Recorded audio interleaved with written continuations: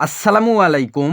গরুর মুকারি বা মুকুট কিভাবে তৈরি করবেন, তাছাড়া আমাদের ঘাস কাটা মেশিনটা এলোমেলো খড় কেমন কাটে সেই সম্পর্কেই আজকের ভিডিও। তো প্রথমেই গরুর মুকারি তৈরি করতে গেলে আপনাকে ৫ হাতের মতো দড়ি নিতে হবে। তারপর ওই দড়ির ঠিক মাঝখানে ভাঁজ দিয়ে ডাবল পার্ট করতে হবে। এখন এই ডাবল পার্টের ঠিক মাঝখানে ৮ ইঞ্চির মতো ফাঁকা দিয়ে পরপর ২টা গিঁট দিতে হবে। হয়ে গেল আপনার গরুর বাংলা মুকারি। এই মুকারি তৈরি করা একদম সহজ, আর এই মুকারিকে আমরা আঞ্চলিক ভাষায় বাংলা মুকারি বলি। এ বাদেও বাজারে যেসব মুকারি কিনতে পাওয়া যায় আমরা ওইভাবেও মুকারি বানাতে পারি, তবে সেটা একটু ঝামেলা আছে, তাই আপনাদেরকে সবচেয়ে সহজ যেই পদ্ধতি ওইটা দেখানোর চেষ্টা করলাম। এই মুকারি বানাতে আমাদের ১৬ টাকার মতো খরচ হয়েছিল, অর্থাৎ আমাদের ১৬ টাকার দড়ি লেগেছে। মুকারির দড়ি কেনার সময় অবশ্যই খেয়াল রাখবেন দড়িটা নরম কিনা। বিশেষ করে সুতার যে দড়িগুলা পাওয়া যায় ওগুলা দিয়ে মুকারি বানানো ভালো, কেননা এই দড়িগুলা খুবই নরম আর গরুর জন্য আরামদায়ক। তো যাই হোক, আমাদের লাল বকনাটাকে মুকারি পরে দেওয়ার পর আমাদের কালো গাভীটাকেও মুকারি পরে দিলাম।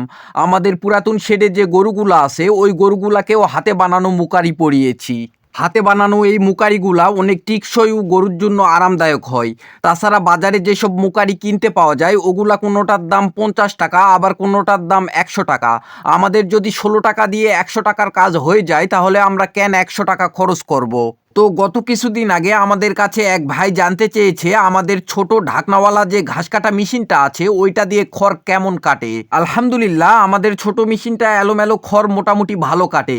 বিশেষ করে এই মেশিনগুলাতে খড় কাটলে দ্রুতই ব্লেডের ধার শেষ হয়ে যায়, যার কারণে দু একদিন পর পর ব্লেডগুলাতে র্যাত দিয়ে ধার দিতে হয়।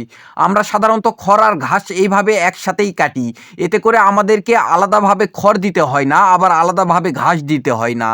ধান আমরা যেহেতু নিজেরাই চাষাবাদ করি তাই এবার আমন ধানের মৌসুম থেকেই খড়ের আটি করব ইনশাআল্লাহ, যাতে যেন খড়গুলা মেশিনে কাটতে সুবিধা হয়। দোয়া করবেন আমরা যেন আমাদের কাঙ্ক্ষিত লক্ষ্য অর্জন করতে পারি এবং আমাদের ব্যবসা যেন সৎ পথে পরিচালনা করতে পারি।